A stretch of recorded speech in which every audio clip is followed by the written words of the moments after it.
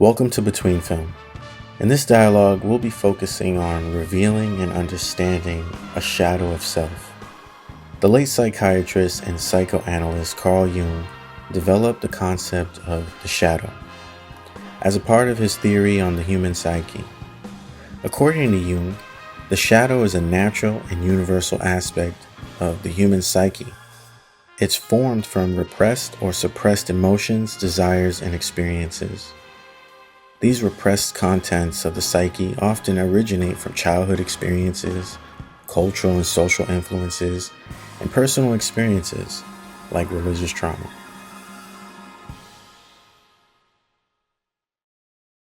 Welcome to Between Film. This is a dialogue that'll focus on revealing and understanding our shadow. What is the shadow and how can our shadow be identified through film? And we're analyzing the film Joker, 2019, starring Joaquin Phoenix. We also have a secondary film on the syllabus, which is Rambo 1. And those of us who was in Between Film for A Hero's Journey knows that the end project or presentations were so dope, and they focused on the shadow in Journey, or the hero's shadow in Journey. So that was kind of like a little warm up into this one. So we put together 4 scenes from the movie that we want to talk about today. So we're going to do that right once we get through this syllabus. Okay. If anyone has any questions, please don't hesitate. So dialogue competencies demonstrate knowledge of the shadow, self, and collective unconscious. You'll be able to explain your own shadow and or the relationship with the shadow of self. And after this dialogue, 3-week dialogue, you'll also be able to formulate your own understanding of the shadow based on a deeper understanding of yourself through the film, of course. And final project. This is always a good one. Okay, so there's 3 different ways you could do it: the poetic and dramatic expression, the autobiography expression, or an artistic expression. So we kind of really make it so that it's fluid and it forms to whatever your imagination wants to share. 3-week dialogue. First week, today we're going to be talking about a dialogue focused on the film and its central conflict revolving around authors. Arthur is Joker, but that's his name in the movie. Arthur's struggle to cope with his shadow and the oppressive society around him. And then next Saturday, we're going to be talking about a dialogue focused on learning more about the relationship between the many masks we create and our shadow. And the final Saturday, we will be focused on talking about the process of synchronizing healing with our shadow. And jumping to the Joker, the notes, we did film notes in the syllabus. So you can also see here that we've kind of broken down a psychoanalytic perspective to help us relate the human aspects to the film. Even though the film is not based on a true story per se, it's still based on the many stories that we share, right? We're not so different from Arthur or the Joker. Technology, as always, you wouldn't be here if you didn't have it. So definitely need internet and a good stable connection. The dialogue really is 50% of, the grade, and the final project is the other 50%. So seems fair. The dialogue rubric. You can really see how we've kind of broken that down to kind of determine where you're at in understanding the concepts in the dialogue. And of course, we have a bibliography, right? So this is a really cool list of books that we recommend, that if you're a book reader or you're interested in understanding where we get this information from our perspective, it more than likely 9 times out of 10 will come out of these list of books that we read, highlighted, and took notes on to even put this whole idea of a dialogue together. So we would highly encourage you to expand your library and explore these books that we've listed. And of course, at the end of the syllabus is words and dialogue. And this is just a list of Jungian terms that will come up through the dialogue and through between film to help you understand what we're talking about and how we're relating it. Any questions? No? Good? Great. Easy peasy. You guys are veterans. Love it. All right.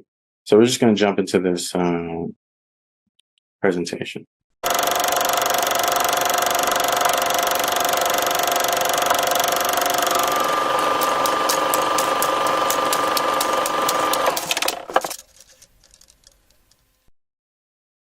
It's 42 degrees at 10:30 on this Thursday, October 15th. I'm Stan L. Brooks, and here's what's happening. It's day 18 of the garbage strike, with 10,000 tons of garbage piling up every day. Even the nicest sections of the city are looking like slums. Health Commissioner Edward O'Rourke is declaring a citywide state of emergency for the first time in decades. There's no need to wait until somebody dies or comes down with typhoid fever. It's already a serious situation. It's something that affects almost everyone in the city, no matter who they are or where they live. You can't go down no one avenue without seeing nothing but garbage and rats. It's starting to affect my business when customers can't get in here because of the garbage situation. I'm not out there long to smell it, but I think to look at it, it's terrible. It don't affect me except for the very bad smell here. It's horrific. It's a mess. I've been in this country for 50 years and I've never seen anything like it. What is this world coming to? Put them in a room, let them sit there and talk till they get it over with. 24 hours, 48 hours, how long it takes. The idea of the National Guard moving in and cleaning up is a good idea. In other news, the building industry and landlords today expressed concern over the latest increase in heating oil prices. Renters in the metro area are certain to feel the pinch.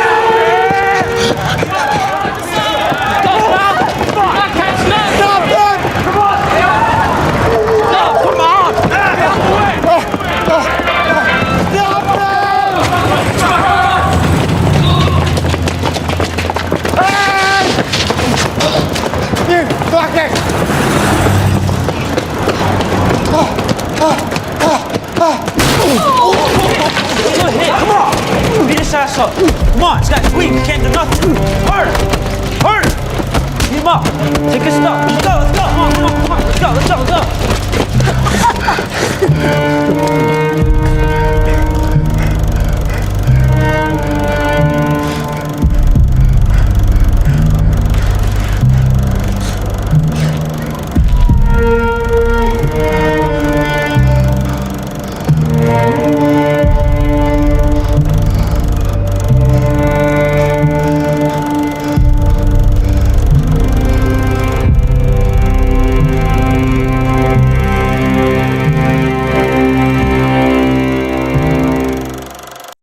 So as we heard and seen, that is the introductory scene to the film, and it really sets the tone for how Arthur is being treated, how Arthur is existing within a society, how is that society being maintained, right? It also highlights how Arthur comes from this suffering and is experiencing suffering. We really enjoyed how the director highlighted in the beginning of the scene how he was forcing himself to smile, and it was almost painful. You could hear the actor Joaquin Phoenix kind of like in pain a little bit. It was very faint, but it was interesting because he's a clown that performs and is supposed to make people laugh and whatnot. So he's upholding this symbol, this mask, if you would, that he has to wear in order to function in society, perhaps even pay his bills, or make a living for himself. And so it's not how he truly feels. And that's interesting to make note of, because how many of us have, and we currently continue to go through society being things that we are naturally not, and being forced to have to do things that we don't really want to do, but because we have to do it to make a living. And so we're really referring to how people are stuck, maybe even enslaved into this space of poverty, not only physically, but mentally and spiritually. Right. And Arthur is just trying to push through it. Right. And it was interesting when he ran down the alley. For me, we perceived and observed how he ran down that alley with innocence. He didn't expect these children to do such a thing, or someone to be hiding behind something and then hit him. You know what I mean? Like, if you compare it to, like, let's say a police officer, right, that goes down an alley, a police officer is not going to blindly run down that alley. The police officer is going to be looking to see if, there's danger, because that's a kill box, from just their training. So what we're saying is how Arthur had no really understanding that these children were capable of doing such evils or carrying out such harm and pain. And so when they're beating him and kicking him, and Arthur is just taking it, this is also cinematically and theopoetically, a representation, a symbol of just how Arthur is dealing with life. Life is literally kicking him and beating him, and he's just taking it, So we'd like to take this moment and open it up. Welcome, Stephen Diaz, to the space. But more importantly, let's talk about this scene and what you observed and what you thought. Good afternoon, everybody. Thank you so much for introducing that. That was amazing in this one. That was actually, I think that what I find interesting is that we can see ourselves in this character hiding behind the shadow. Like, when we just think about society today, about the stuff we need to do to be a part of society. Credit, me and Yesenia were talking about that in terms of like credit score, or just like we still have to be a part of just to fit in, just to go with what's, just to go with this world, just to get a house, just to get a car. We know that we have to put on this be okay to be okay. We have to bend ourselves to be a part of the societal world. And it becomes frustrating when you see the difficulties or the challenges that our parents have gone through to fight to make sure we are accepted into the societal world, right? And now it's like, how do you learn to be you on yourself? How do you get out of that shadow? How do you, one, admit and realize that you're even a part of the shadow, Like, I think that that's also a bold move, right? Are you aware that you're part of this world? Are you aware that you're hiding behind a shadow? Or do you enjoy hiding behind your shadow? Where is the place of accountability? Where is the place of defining who self is and being okay with this being who you are? And we see him being this clown, wanting to make people happy, wanting to make a living, and you're being abused, and you're paying consequences. You're paying for something that you didn't owe, kind of mentality, And I just found that really, really interesting in the beginning part of this Joker scene. I feel that it was pretty difficult. I remember when I started watching that movie, it was a hard thing to even watch. Because it was like, wow, this is our world. This is who we say that we can be. This is how evil we can be as a people to each other. Instead of being in that place of peace or understanding, or just letting the person live. This is who they were. They hurt him. They didn't pay attention to him. And when you hide, and then you start to go to the shadow, right?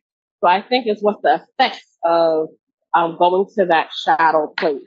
And we started to see that in the jungle. And what I love about this movie is that it humanized him. It made me like, oh wow, there was a story behind this person. And whenever we see a person that's evil, we just see evil. We don't understand. We don't see the humanistic part of it. And I think that's the hard part that people tend not to realize. Okay, I'm going to stop there. Thank you. And hi, Steven. Nice to see you. So, yeah, I would love to share how watching this scene, right? Like it was so, like I believe it was on purpose, how in the beginning we see him getting ready for his act, but in the background we hear the radio and it's about the city, you know, like there's so much trash, the rats and all of this going on. And it's like at the same time, right at that moment, he creates his own world where it's almost as if he kind of shuts the sound off and it's just him and himself, right? And then what I think about too is like how many of us, and just like Vashti mentioned, you know, we can see ourselves within this character. And I think about those people that really deal with mental health issues. How, look at Arthur, he himself still showed up to this job, traumatized, whatever is going on, but not being, what do you call it? He's at the same time, he's not being present with what's really happening out there. Like maybe he does know, obviously he's traumatized. He knows what trauma is. He's lived it. But to kind of shut the noise out, basically, and just have that moment to yourself, preparing yourself to what's to come. But he had no idea that that was going to happen to him when he was out there in the street, just doing his job. And all of a sudden these kids come in and just like mess with him in that moment, you know, like how he was feeling. He was giddy, you know, he felt good about it. So that kind of threw him off track. Like basically that came out. And then when you see him, when he's on the ground and he's crying, it's like the mask comes off, which is the emotional self, that shadow self, whether if you come into anger, you're experiencing it, because it's almost like we all wear a mask when we go out there, we put on a show, we have to work 9 to 5. At the same time, the world is crashing down. Like the world is in chaos, but yet we still have to uphold these kind of roles. We have to make ends meet, you know, and for him at the time, you know, what year was this? Like the 70s or something like that. We still see that today, which to me is kind of like, is interesting. It's a little, I don't know, like how to describe it, but it's like we still live in this cycle. Like it just keeps repeating itself. No matter how you dress it up, whatever year it is, society is still society. Like it's still what we see out here is like what happened then. It's what's happening today. So I'll just stop right there. I think to continue adding to that, even to that scene, right? I didn't get to see most of it, but I saw a little snippet of when he was running. And who brought up the radio? The radio. You did Yesenia, yeah, right? So yeah, thank you for that, Yesenia. It's almost as if like the radio is the collective unconscious shadow, right? Talking about all the stuff that's going on in the city, all of the grimy stuff that's just going on the different stations. And then how you said, right, Arthur, he kind of like at that moment he kind of disassociates into his own little world, and it's almost as if what Arthur's going through is part of that radio chatter. But we as the audience are having the exclusive access to it. And so it's like within the city of Gotham, that is kind of like its own community, its own like mandala, to to explain that word. It's a Sanskrit word meaning like circle for a symbol of the self. But we could argue, right, that a lot of where we're nurtured in becomes a part of who we are, right? Like, you're raised in New York and you're always going to carry that kind of New York essence to you. So it eventually grafts onto the person. But for this story, right, it's Gotham City. And so you're hearing all that radio chatter. That's what like the collective is going through, arguably the collective shadow. And that's being suppressed in the city. You could, as we see later, through like the oligarchs and the bureaucrats and the bourgeoisie, that are making all this money. But of course, we all know, it comes at the backs and the expenses of the marginalized somehow, some way. It just gets there. But right, focusing in on Arthur, and then he goes into the alleyway, and right then he's assaulted by these other kids who are most likely poor too. Right, they're part of the belly of the beast of Gotham. So it's like also what I'm seeing and viewing through the movie too is that shadows merge, shadows unite, sometimes unconsciously. And as they're doing that, they're putting other people in too, who innocently are just trying to make it by. So it's almost as if we have no choice but to be initiated by force almost into our traumas based off our environments. It's almost as we could probably mitigate it along the way as we, grow in consciousness, but as we're starting off, people like Arthur, people that are naturally marginalized, they don't have any real control. They're like just initiated into that at birth. We could see that through the poor class in the movie. Yeah, thank you for sharing and contributing that. Yeah, all of you, thank you. So we got more scenes coming up. So we'll get into the second scene. See how it goes. All right. Okay.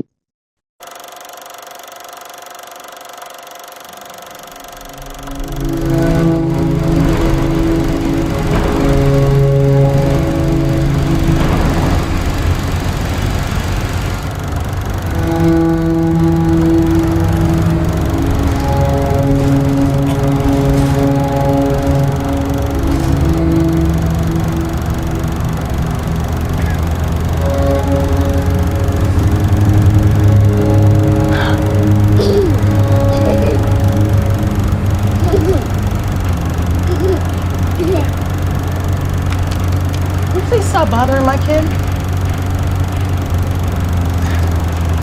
I wasn't bothering Just him. stop. What,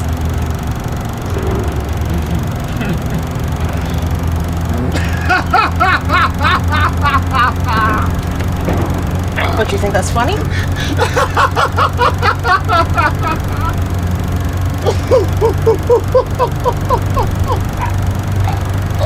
I'm sorry. I have to. I'm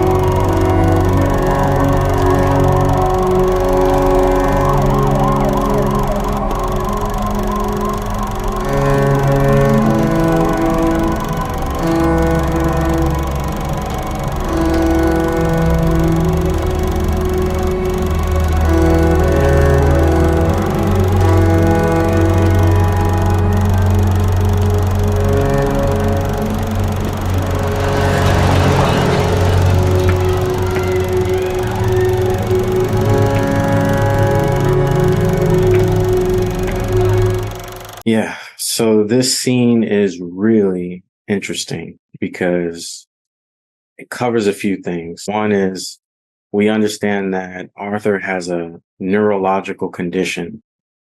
He has some sort of trauma to the brain. And because of that, he has this uncontrollable condition. But it's interesting because the condition only really initiates when he's under a lot of stress. So it also implies that it's connected to anxiety. And throughout the film, we didn't put the other scenes, but as you watch the film, or as you have already seen in the film, later on, he laughs again many other times out of anxiety, out of fear. And so it's so theopoetic how this character laughs when feeling so afraid and so under anxiety and stress and anxiousness, like the way that the director captured that, and kudos to the audio team, because to capture that laugh like that in a way that it wasn't humorous, but it almost gave you a sense of, I feel bad for him. He's sick, but it's not a laugh that causes you to think that he did something funny.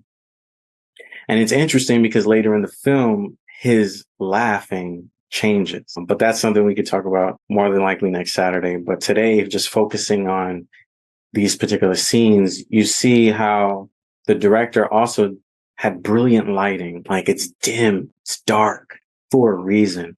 It's to really express how the character is in this dark setting that's like depressed, right? And there's shadows everywhere because the lighting, the way it is, it's not illuminating the scene. It's actually causing all these shadows and pockets, causing depth, right? As the character's walking down the street.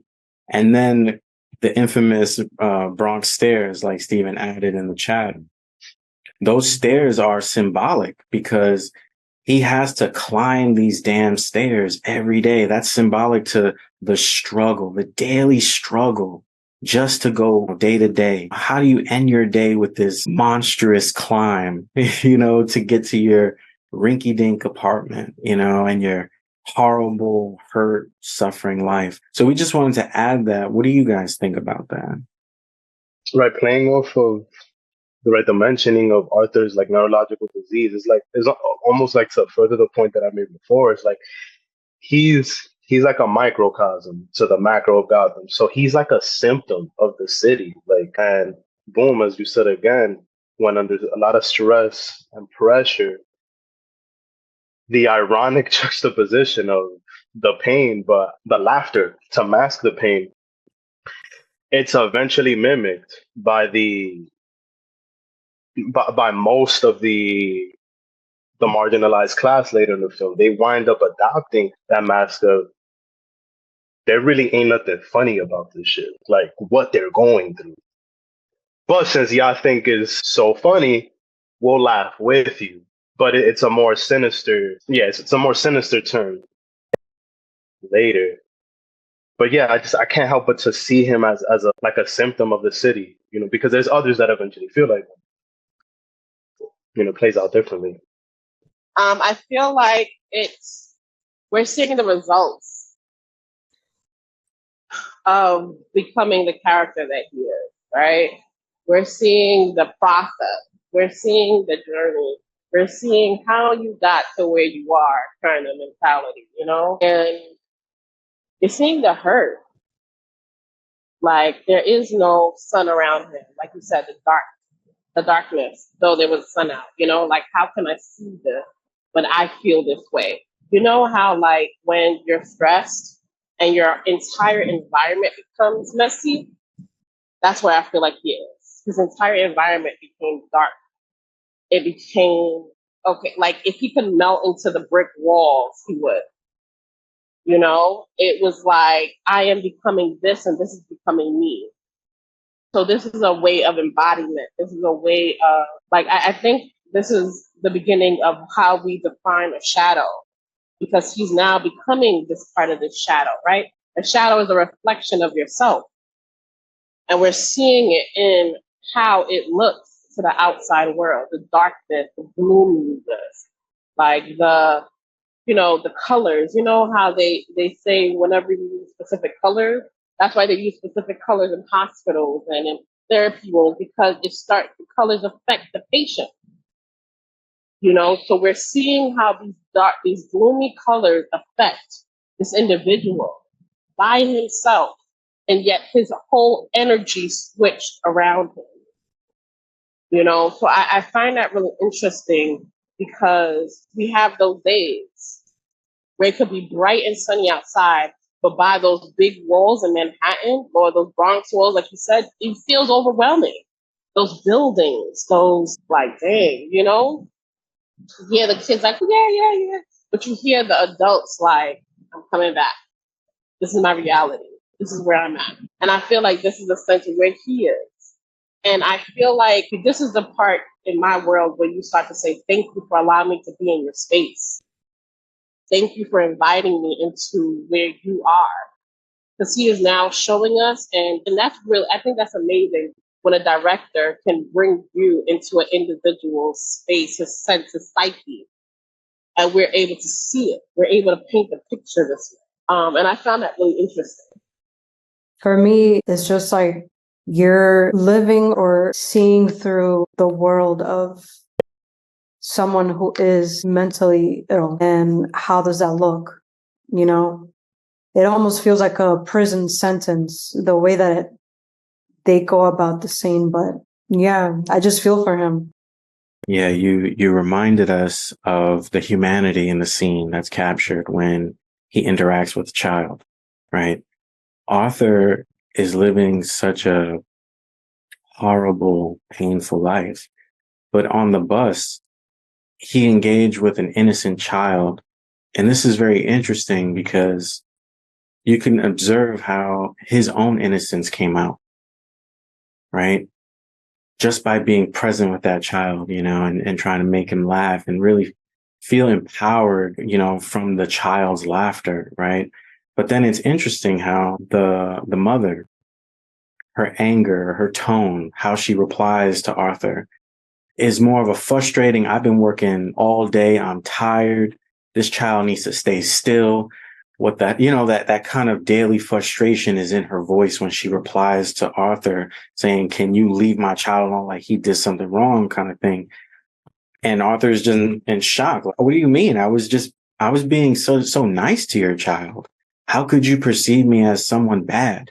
And I think this is very interesting and deep because Arthur, like we already mentioned, is struggling. And he's struggling with being this good person and becoming this, I don't care, this anarchist of a person that there's no rules anymore. There's no boundaries, So it's really interesting to see this character on the bus, Arthur, and then compare or contrast, as Yesenia would say, towards the end, how this character develops into the Joker, where the Joker is symbolizing this true anarchist. There is no rules, like he's in the back of the paddy wagon or the cop car and they're like, it's because of you, clown, the city's burning. He goes, yeah, isn't it great? This mentality of not understanding or being able to create boundaries of ethics and morals.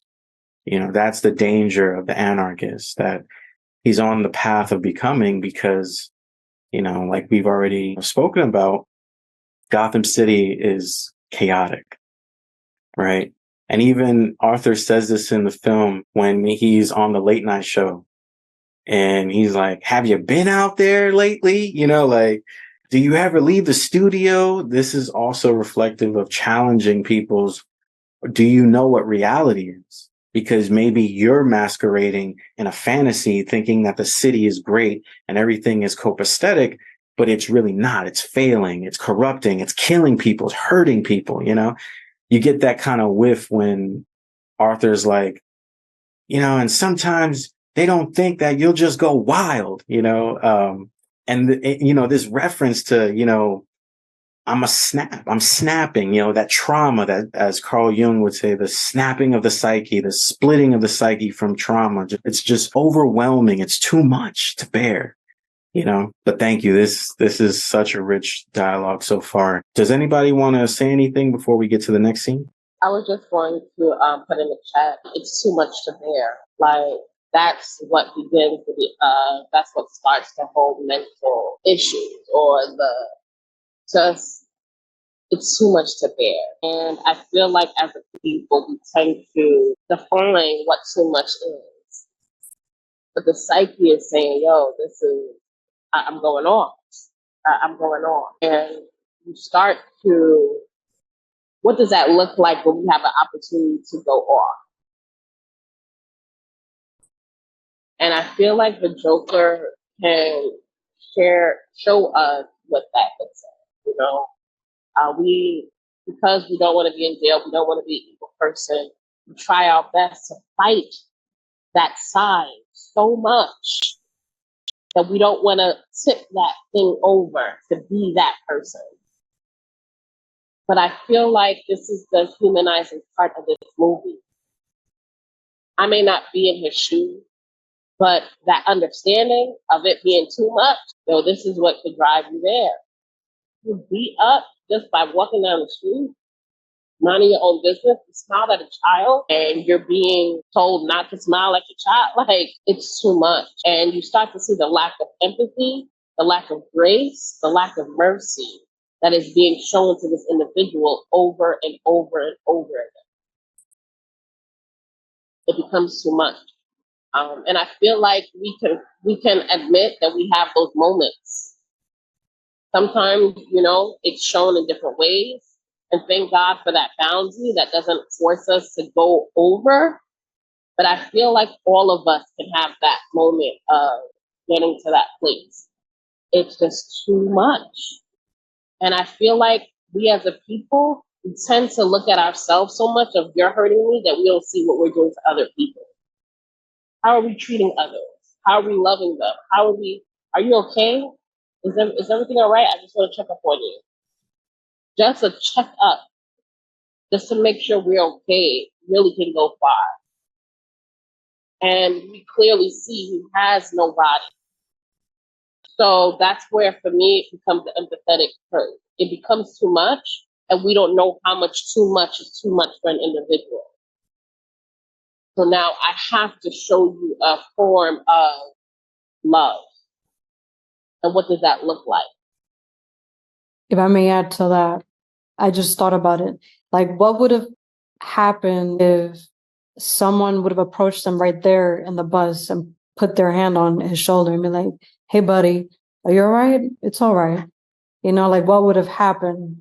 Would he walk home depressed, maybe thinking about like, damn, I'm here trying to be this good person, but people want to beat me down. So then I also thought about, he's in Gotham City. He's surrounded by people that are down too, So I don't want to use the word ignorance, but like, you're just surrounded by people that just don't know any better. So you can't expect much from them. So that's what I want to just say. Brilliant. Brilliant. Thank you so much. Yes. This is actually a perfect segue into the next scene. Vashti thinks that ignorance was a good word, in her opinion. We think that ignorance could be a usable word. There's other synonyms like unaware, unconscious, right?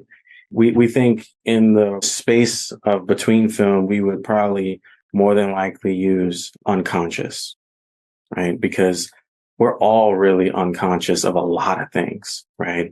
And we love what you said, Jasenia, about he's surrounded by people who are unconscious like him or who's hurting like him. And it made me instantly think of myself and all of us, how we are in a world, in society with other people who are just unaware, just as unaware, or maybe more.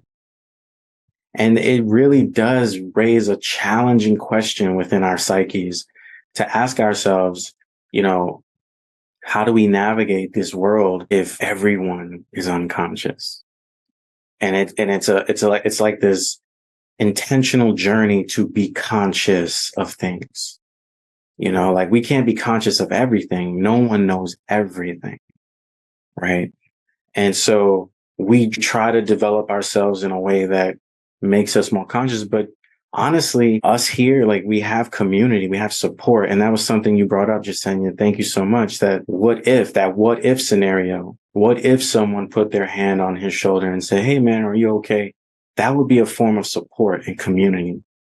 Right. And that's what we have in public space, that form of support and community.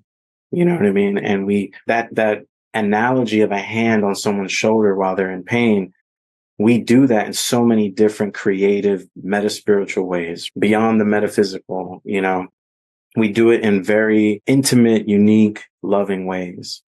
Right. But Arthur lacked support and community. Right. And that is a big difference, you know, in terms of someone's about to give up and then a community or a person of support says, hey, are you okay? Reminding us we're not alone. But it seems like Arthur was really like brewing this idea that he's alone. He's the only, you know, that's experiencing it like this bad. And I'm sure all of us have experienced these forms of depression and thoughts of depression where we feel like we're the only one hurting. And how if we stay alone for too long in that state, we'll start to believe those thoughts.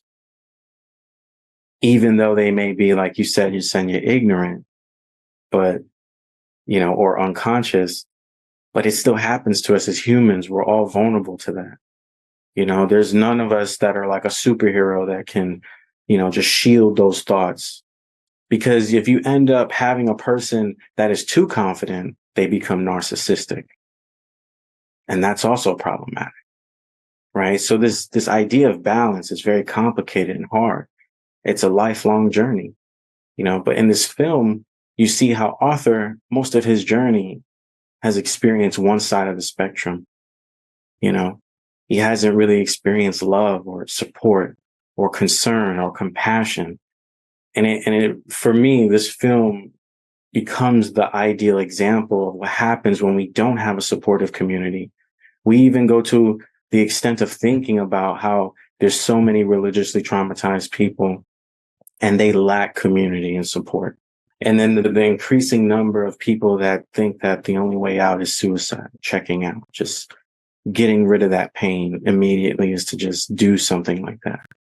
You know, so to know these dark things so that we don't go down this path. And this is also why we put together this particular dialogue. But let's get into the next scene because it's really getting even better.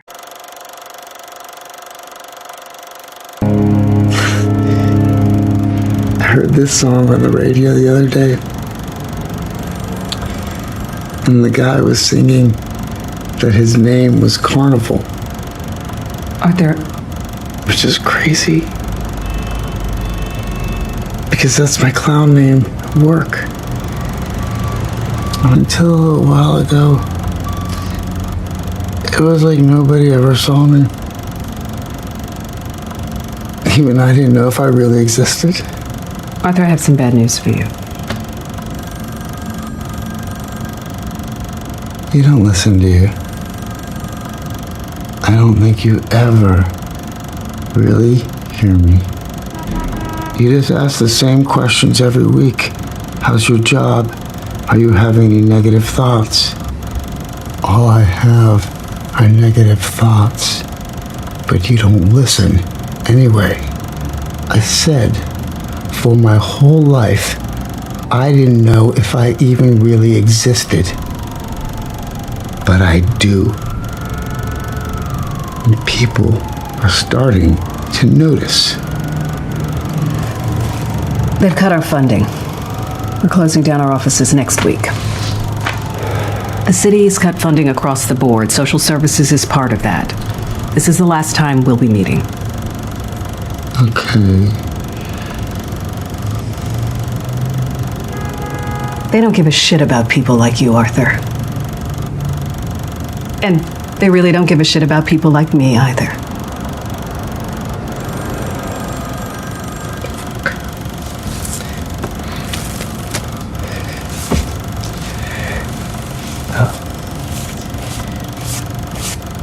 I supposed to get my medication now?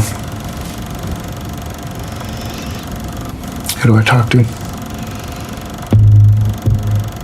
I'm sorry, Arthur. So yeah, that scene is just, if it wasn't obvious before, it was obvious in that scene, right? No one gives a shit about you, or her.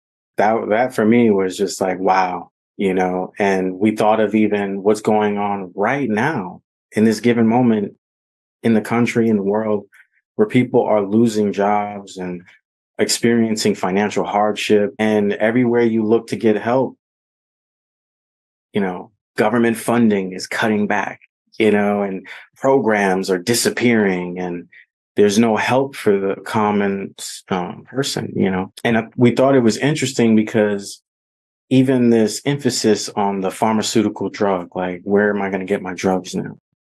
It also kind of reflects how this social worker visitation that should be maybe a check-in or therapeutic or what have you, she wasn't even listening, and it wasn't the first time. You could tell, he was just at a point in the film now that he was just fed up, because he says people are starting to notice.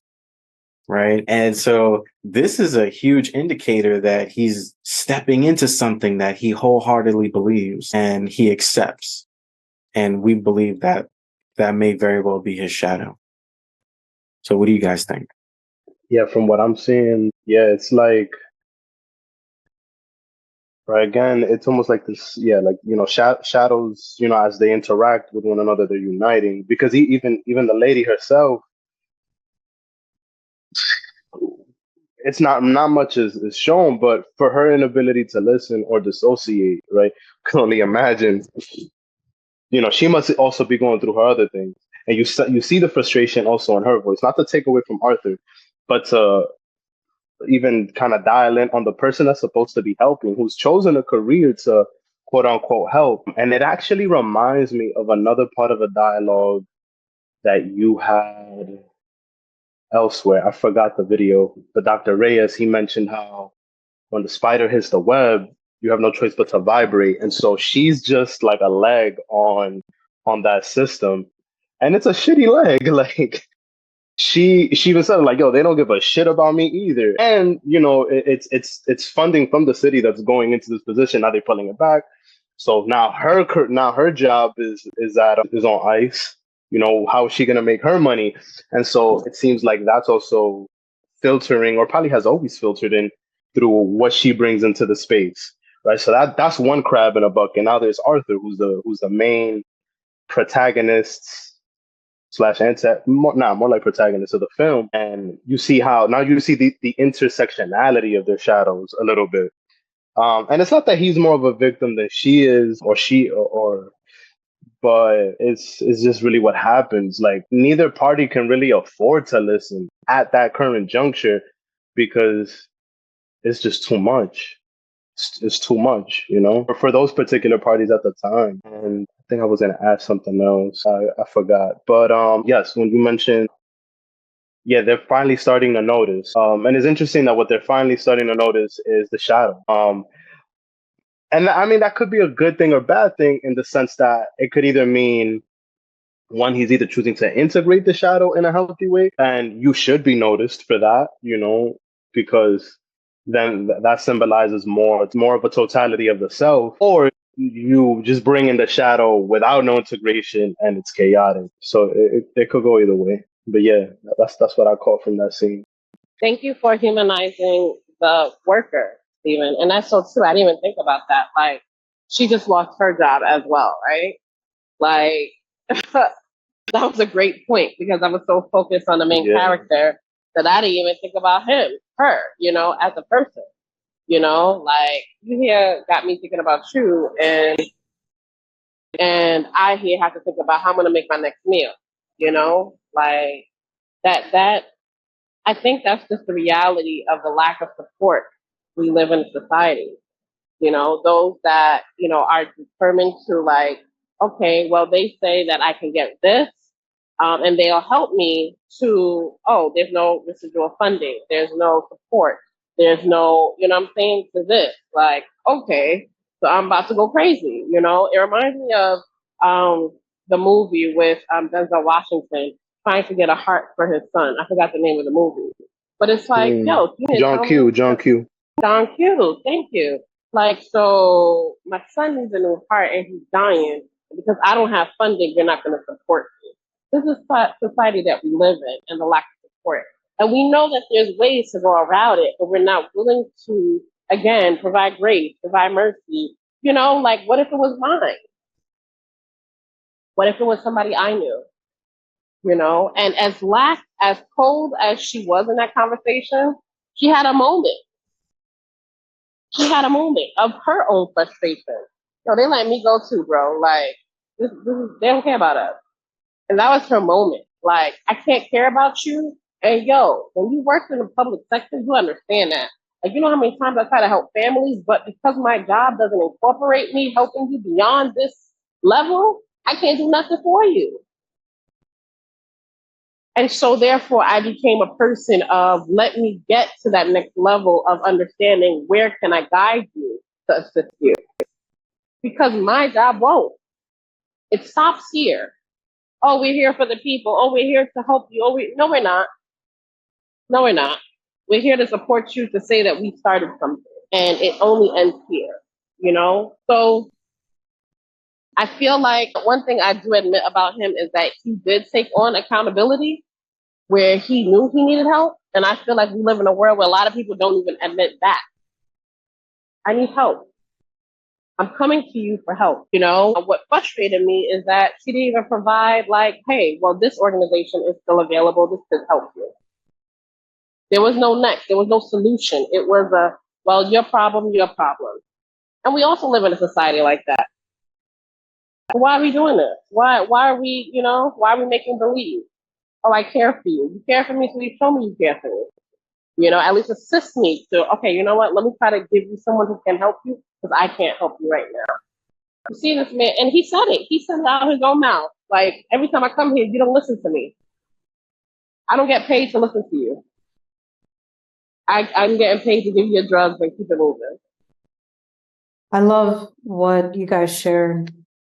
Like, I think about just even today, and this was a story.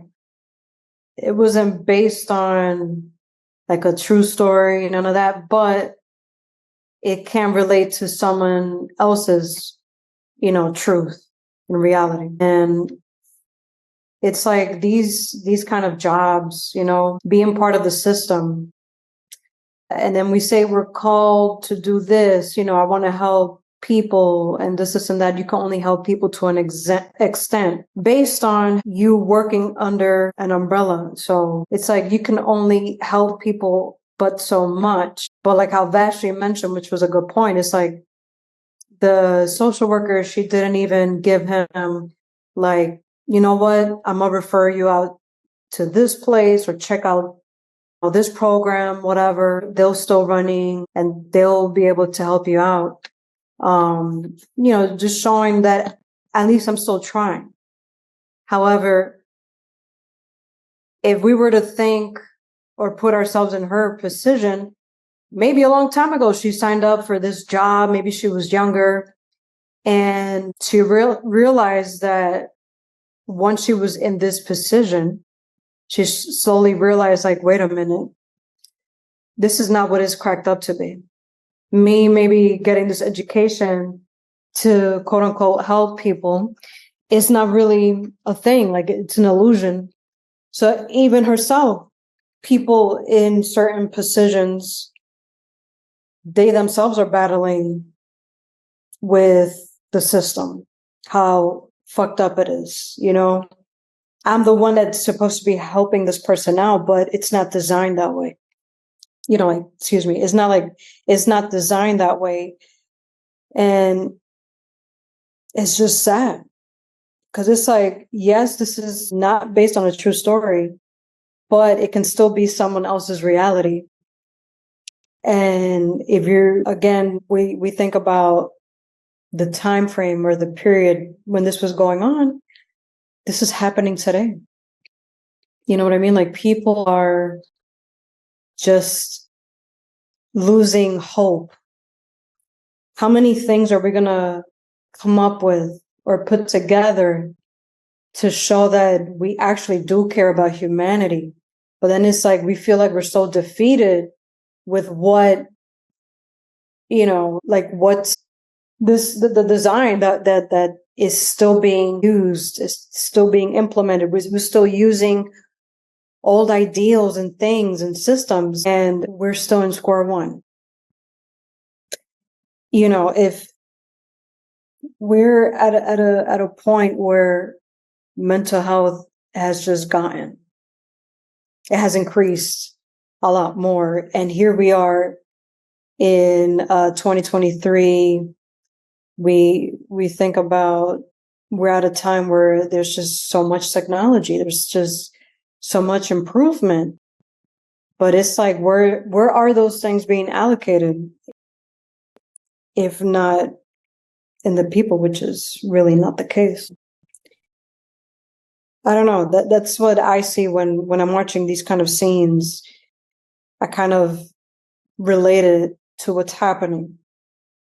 And it's almost like this never-ending cycle where people are in need of help, but yet, are they really receiving it? And if they are, yes, they're getting medication, but then it's like they're going to get addicted to it. And what happens is, the doctor's going to prescribe a higher dosage because the person already got used to it. They're going to get more of that. And then they're going to be codependent to this medication. And it would be a lot worse for them. They might not even have a place to live anymore because they're out there alone, getting high or whatever it is to sustain, to kind of survive. Like, it's just crazy to me how that still happens. It is happening today. Yeah. You're right. Thank you all for your contributions and sharing. I think that's a great way to segue into the next scene. All records 10 years older, they're still in the basement, and you're talking about some 30 years ago, so... Can I ask you a question? Sure. How does someone wind up in here? Have they all the people committed crimes? Well, yeah, some have. Some are just crazy, pose dangers to themselves and others. Some just got nowhere else to go. Don't know what to do, Yeah, I hear you, brother. Sometimes I don't know what to do. Last time I ended up taking out some people, I thought it was gonna bother me, but it really hasn't. What's that? I've done some bad shit. And you know what I'm talking about. It's so hard to just try and be happy all the time. Hey, listen, man, I'm just an administrative assistant. Like a clerk, all I do is file paperwork. I don't know what to tell you. But you should see somebody. They got programs, city services, stuff like that. Oh, yeah. They cut all those.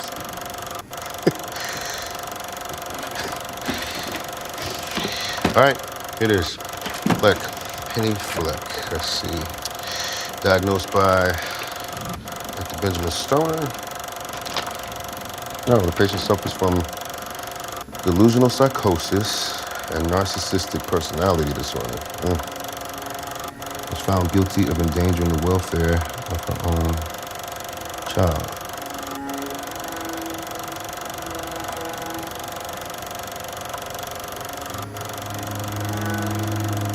Right. You said she's your mom?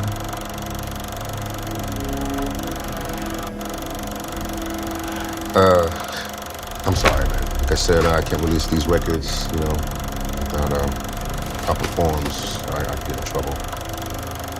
Look, if you want to bring your mom in here to sign, that'll be much easier, but I can't let this go without her signature, okay? I'm sorry.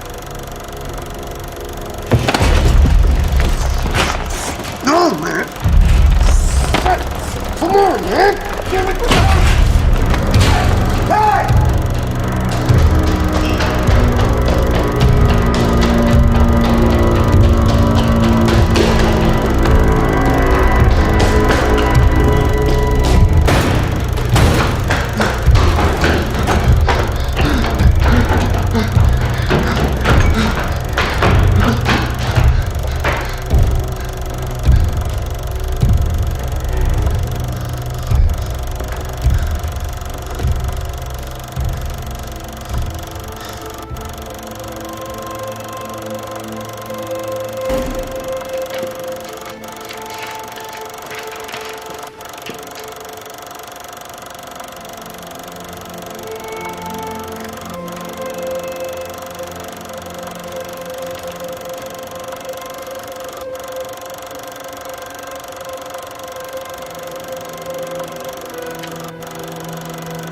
We went over this, Penny.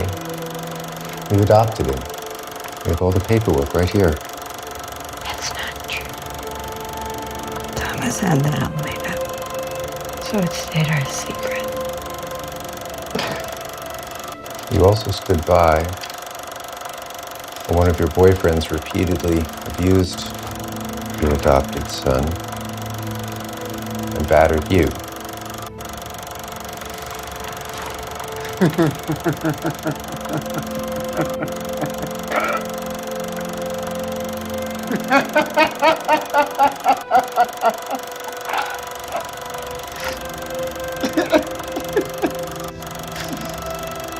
Penny, your son was found tied to a radiator in your filthy apartment, malnourished with multiple bruises across his body and severe trauma to his head. I never heard him crying. He's always been such a happy little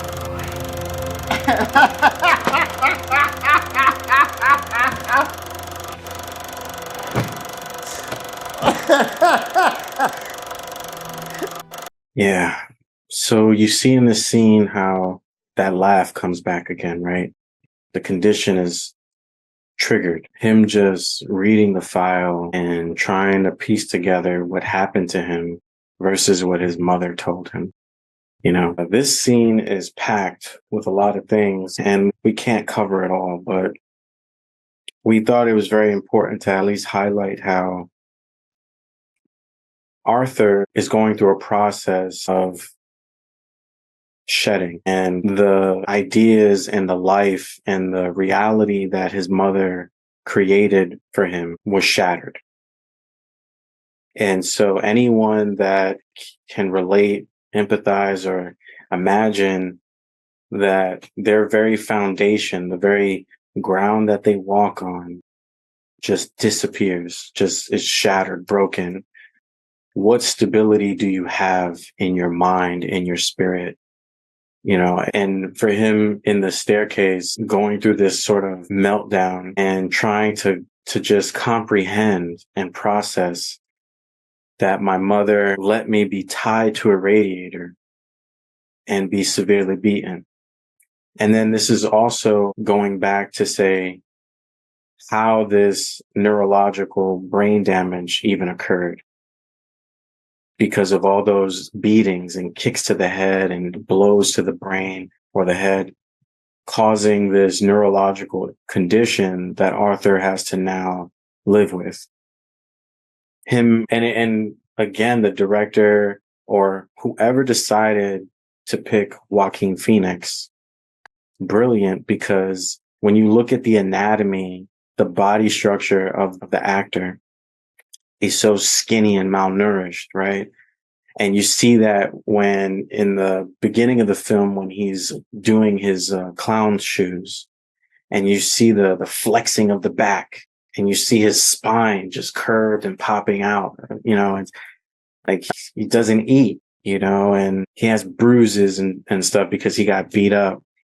And so this particular scene when he's going over the file and he's piecing it together, how he was adopted. Imagine that. Imagine all your life, your mother, who you think is your mother, tells you that your father is Bruce Wayne, and they had some sort of secret relationship, right? And the reality was that that wasn't true. The reality was that his adopted mother had psychological issues, and for whatever reason adopted him, but didn't adopt him to take care of him.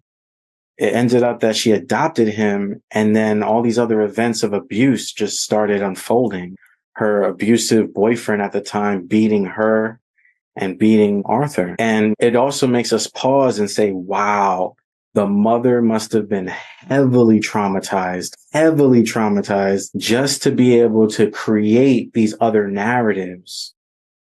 Right. And so whenever you can see like an example in maybe in your own life, but as a child is hurt and traumatized, they typically start to dream more. They start to imagine more. They start to live in their head more.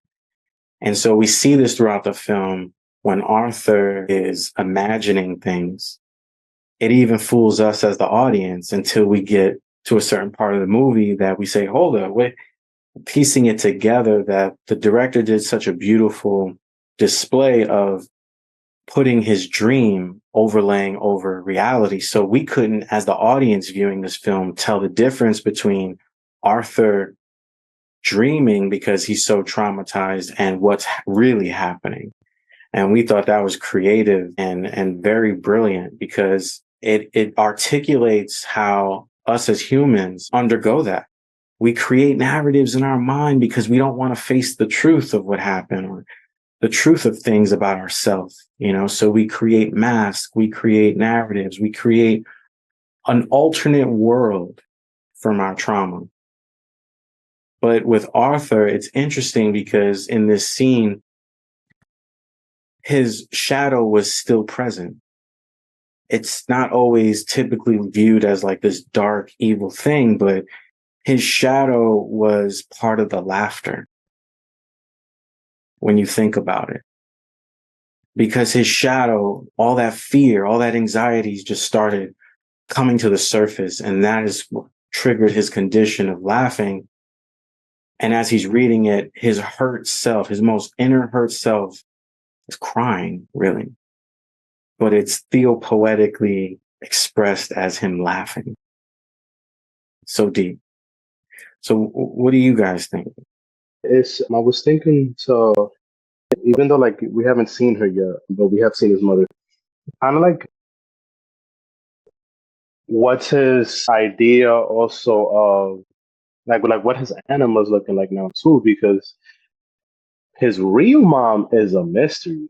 His actual mom is a mystery. Like where he actually came from is actual genuine mystery. We can only assume she must have been even worse off in some kind of way socioeconomically than the folks that took him in, because she couldn't even take care of him. That was the next best thing. And even that was horrible. So it's like things keep passing him down, like into the abyss. Like they're just like, yo, like we heard too, we gotta pass you along. Well, we're heard too, we gotta pass you along. We're heard too, we gotta keep passing you along. So it's like this this unself-controlled like initiation. Like he just has to keep going and going, but he's descending really. And yeah, now he's figuring out that who he thinks is his mother's, has all these, additional disorders. So she has to, also be unconscious to him. And when you mentioned how he was blending reality and fiction, right? And how the character played by Zazie Beetz is a part of that from the lady with the daughter. So yeah, that is, which go figures, it also shows that he has a repressed, aspect of the feminine too, because she's not really like the way she exists in his imagination is kind of like a Tinkerbell character, kind of like the Peter Pan. Like she's not even there in those moments. We come to figure out she's been a complete stranger the whole time, just like his real mother and just like his adopted mother, because whatever she told him was a lie. Yeah, it's as if his entire relationship with with his anima has just been, to I guess to somewhat quote Marie Louise von Franz from Shadow, even the fairy tales, it's kind of been like an impure relationship. Not that it's on any of the women specifically, but it's just it's not healthy. You know what's happening with him, the relationships that he's having, just societally with the mother who adopted him, you know, whoever his real mother was, and this estranged relationship now with Zazie Beetz' character, and to really just even wrap that up, Gotham as a symbol also, that as a nurturing ground that is supposed to be, you know, home, also another feminine symbol, is completely screwed up for people of his social class, which is key. What I thought about in the scene is how it's at this point where he let himself completely go into the shadow. And just think about it, like how maybe for him, just embracing this shadow, just it feeds him this power. Like he steps into this person, which if you think about it, he becomes what society said he was, you know, this whole time. And so he's going to step into this character with all this trauma, everything, all this pain. Like I have so much of it. So I'm going to, you know, I'm going to give this to the world. Maybe this is what the world needs, what it needs to see. Maybe let me stop pretending to be happy, this clown type of thing, but I'll be the Joker. Like the Joaquin Phoenix, like he's very talented as an actor, because to be laughing that way, but also crying, because you can see the snot coming out of his nose. And then what you pointed out in the beginning when you were guiding us into this, you know, this dialogue here, where Penny, his adoptive mom, at the time when he was being brought up and he was being abused, how she herself, she had been traumatized. And so we don't consider that part. Like, oh my gosh, she's just this cold-hearted woman that allowed a child to be abused by her boyfriend. And she stood by this guy, you know, like, how do you live with yourself? But she herself was being abused like him. And then also, you know, we're not thinking about what was happening in her life then. Did she have anyone? Or did she feel like, well, I just, this is my life. I need to stick by this man that is abusing me and this young, innocent boy. And so, and then when you think about the relationship many years after, like she's this elderly woman. And so maybe within her traumas, or I don't know, like she was able to kind of change the scenario in a way where it's like, well, now this person is not in the picture anymore, but here's the aftermath. Here's Arthur, the aftermath. But at the same time, he's not fully, I don't know if it's not that he's not fully showing the traumatized self to her as an adult, where she's not worrying much, where it just looks like he's taking care of her. And so like she becomes this very loving, like mother, you know, like in this little home here that they have in this apartment, the illusion of this is love. You know, this is my son. And then to him, it's like, this is my mom, the only person that I have. So I am going to take care of her. She's the only thing I have. I am going to take care of her. To then him following his instinct. Like he knew when he went to that place to find out more about his mom. And just like that awkward moment, and then that silence when the clerk at the front desk, when it's like, he was like, damn, like this is some real shit going on right here. Like, how do I tell this person? But it's not my place. He needs to see someone else because I can't, it's not my job. And so Arthur knew there was more to this, but it was in that file and he needed to get his hands on it. So him doing that, I mean, like, what would you do if you were in his shoes? Like, you would want to get more information. If you don't know where else to get this information, you're going to get your hands on that file.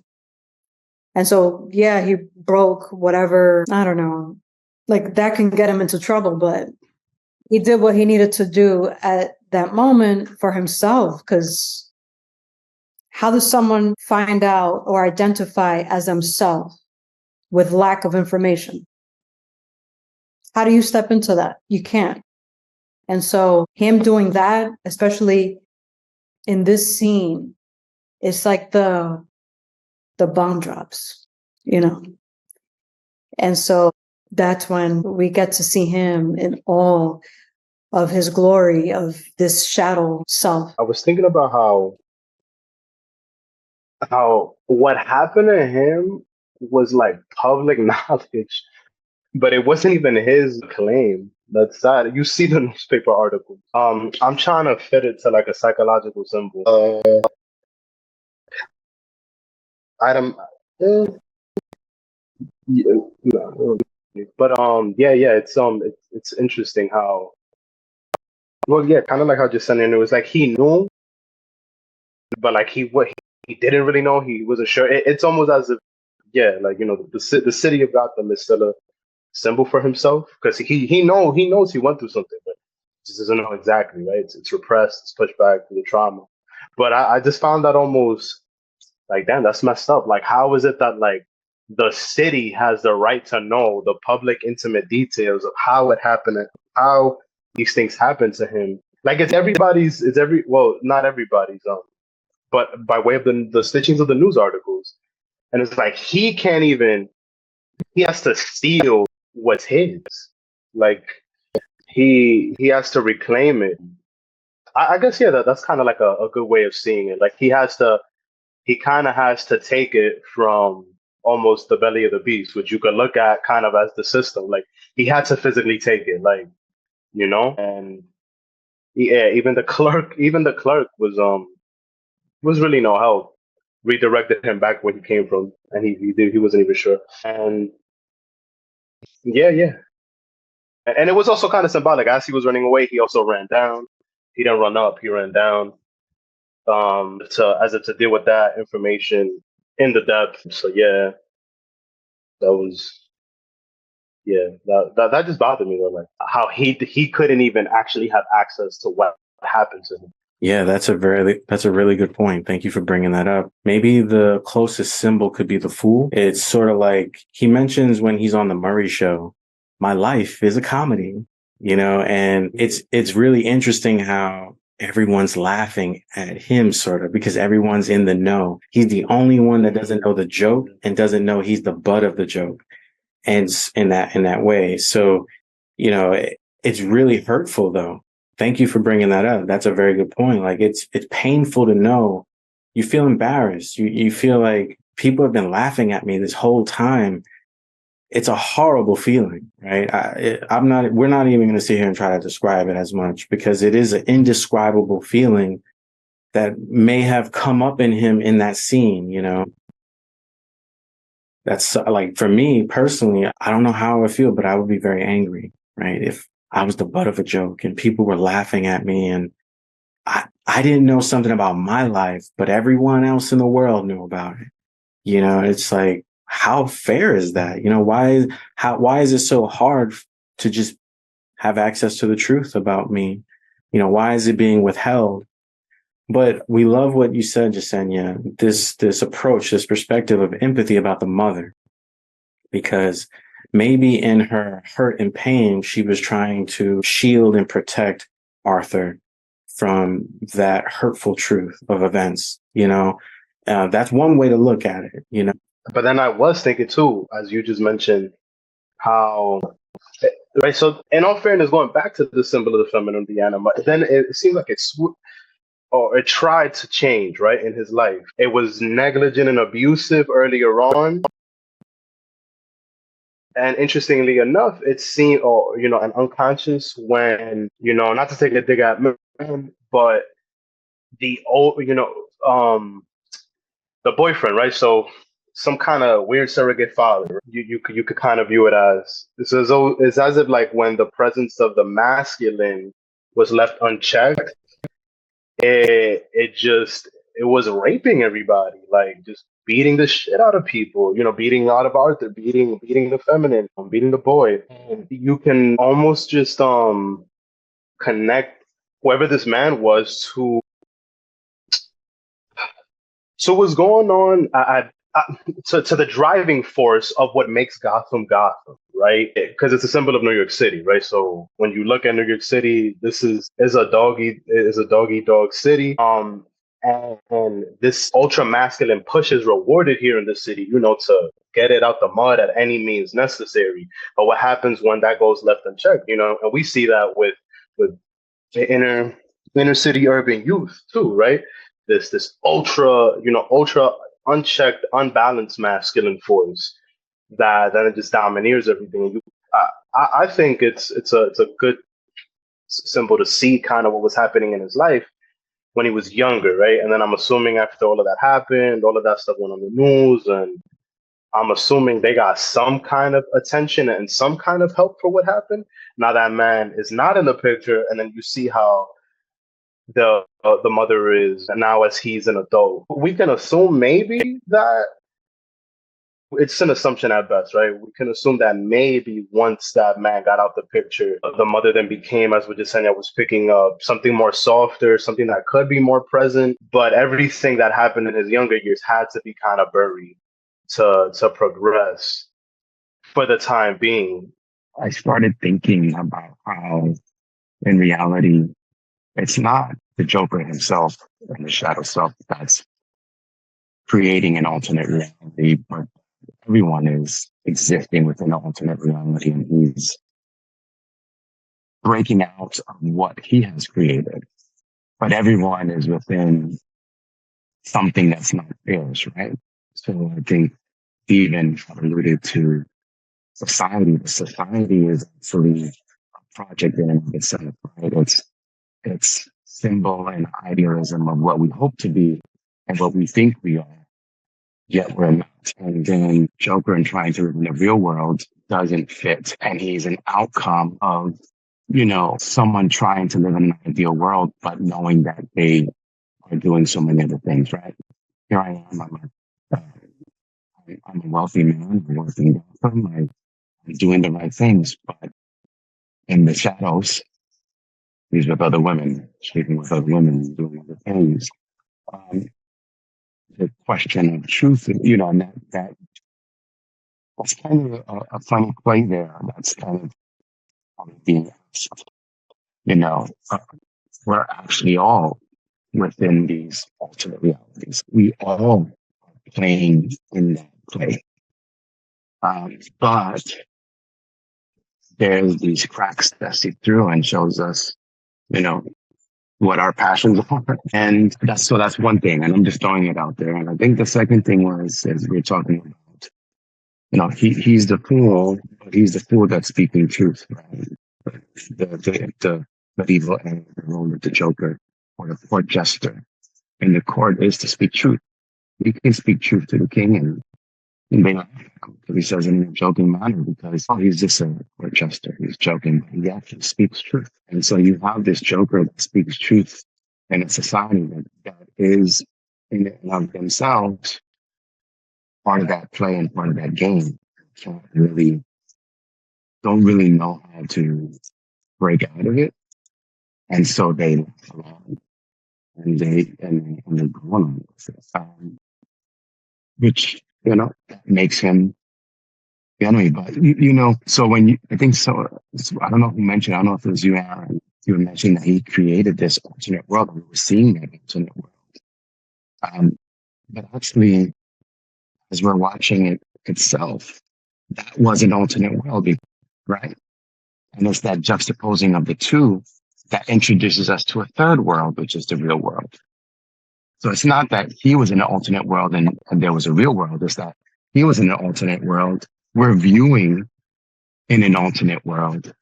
And those clashes are now revealing a glimpse of a real world.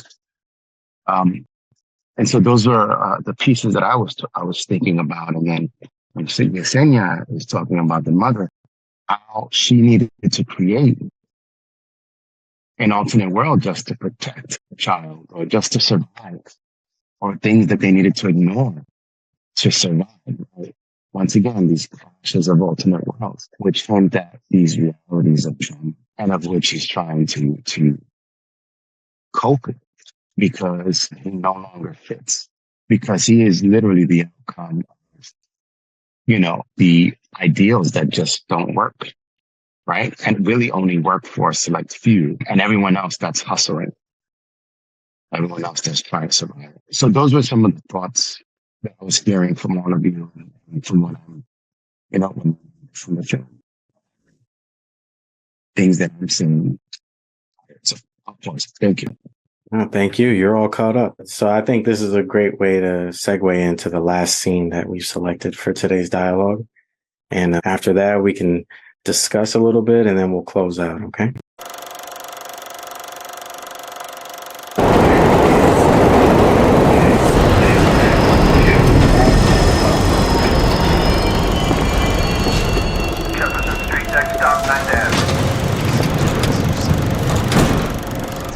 Telling you, she wanted my number. You should have just stayed. You're dreaming, man. She wasn't interested at all. Are you nuts? Did you see how close we were dancing? She wasn't nuts. Wait from Brian. Am I crazy? Tell him what you saw. Hey, you want some French fries? Hello? Talking to you, hey. No, thank you. Sure? Real good. Don't ignore him. He's being nice to you.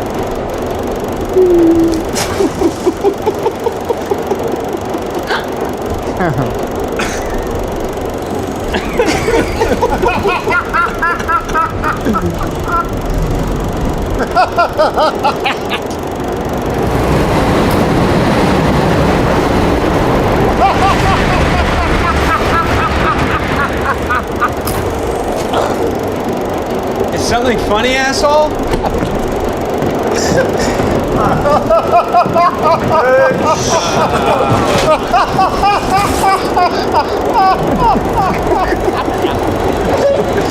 Isn't it rich? Are we me here at last on the ground, and you in midair, sending the clowns.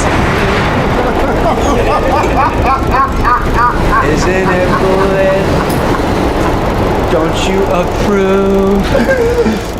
One who keeps tearing around and one who can't move. Where are the clouds? There ought to be clouds.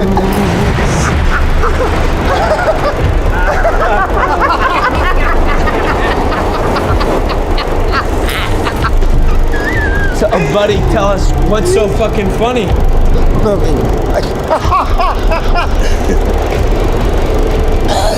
I have a condition. I'll tell you what you have, you asshole.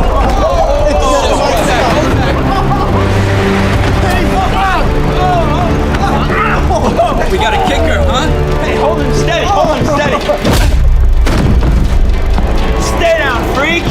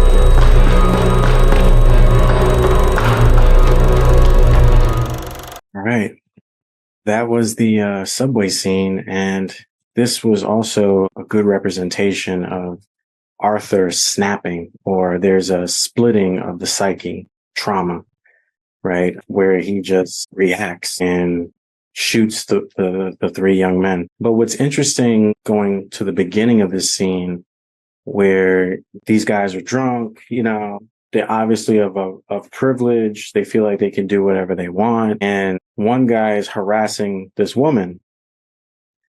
And we found this so interesting that typically Batman would come in and save the day, right?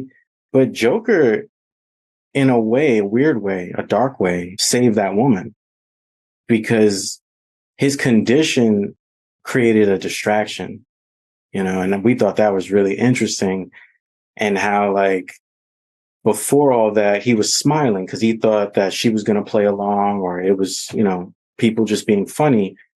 And then his smile, he's looking at her and looking at them, and she gets up and leaves. Well, she doesn't get up and leaves yet. Sorry. They look at him, and he immediately, I guess, starts feeling fear. And that's what triggers the laughing, and it's really creative how there's two types of laughing happening in the train, right?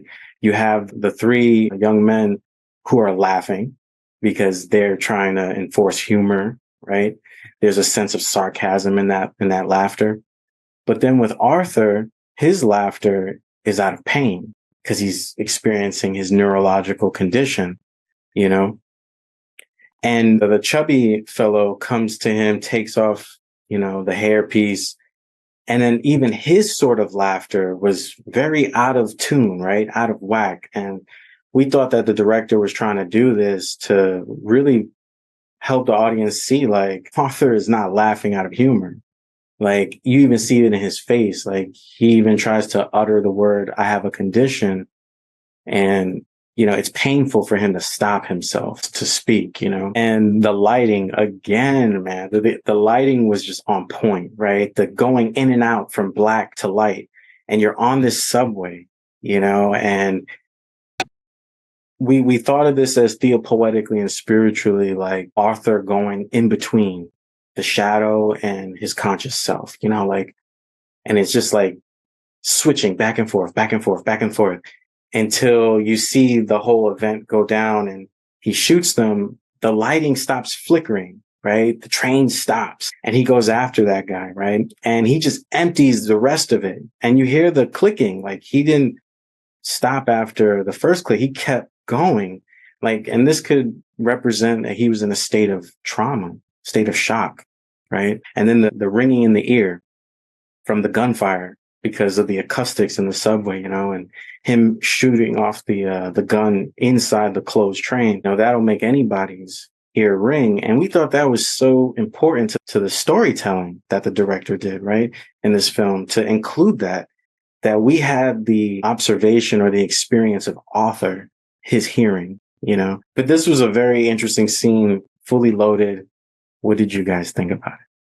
And I noticed too, like, as you were saying, from the juxtaposition of their laughter, it was as if, right, these men of some kind of privilege. It's like it came with an audacity, like, it came with an audaciousness. And then when he aims to express, although with pain, what he has, even them too, they're just a symptom of the upper class kind of conversing with the lower class. Like, no, we'll tell you what you have, like, we'll tell you what's wrong. And as they proceed, they're just beating the shit out of him. And that's what's happening on the Mark Grander collective level. It's just, it's just this taking, this siphoning repeatedly, right? And they were about to do that with the women, right? Arguably, right? Another feminist symbol, right? They were about to take, pillage, extract, siphon with no, with no discrimination. And he, ironically, right? It's him to put a stop to it. It's him. As he's a symbol of the marginalized, right? As we're watching through the film, he. As it would even go on the comics, he's like the symbol as the Joker, right? To a degree, But Yeah, I found that interesting. I just wanted to add, like, this scene really showed I'm tired of this shit already. I'm done. Like, and then pulls out, the gun and just shoots them. Like, who are they to think they can just do as they say, do what they want to do? Here they are wearing suits. How many people with suits do we see out there? Maybe have certain roles and they're just complete assholes. It's almost like, in a way, he's trying to say they get what they deserve. Who else is going to provide this justice if they themselves are being taken care of, no matter what they're doing behind closed doors or behind the scenes? So I don't know, like, he was like that fed up kid that couldn't take it anymore, being bullied so much. And he realized, I have this gun that this coworker gave to me, whatever. So I'm gonna take care of it. And he did. And yeah, like you mentioned, Aaron, how he kept shooting until, like, there was no bullets, but he just kept pulling that trigger, like unloading. But I think that's also the shock, like, keep going, the adrenaline, that rush.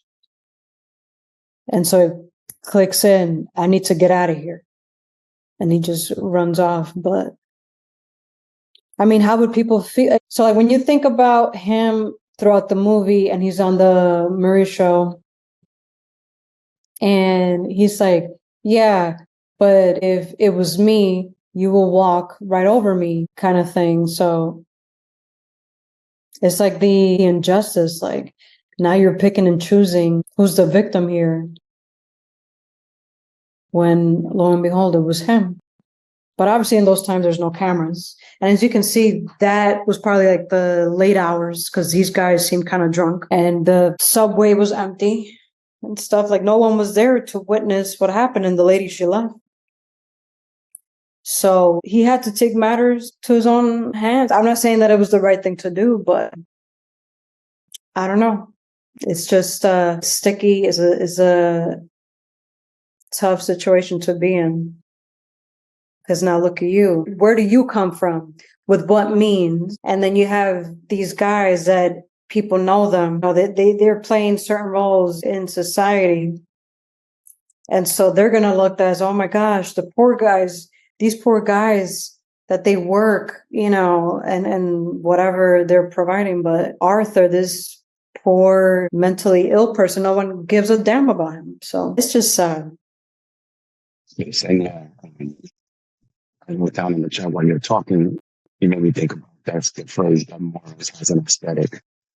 It also brings back that historically, court jesters, they weren't always used for joke making and stuff like that. But sometimes court jesters were actually people that had deformities or sicknesses would probably stand next to the kings or the queens and used as a joke or used as a form of, saying I'm living look.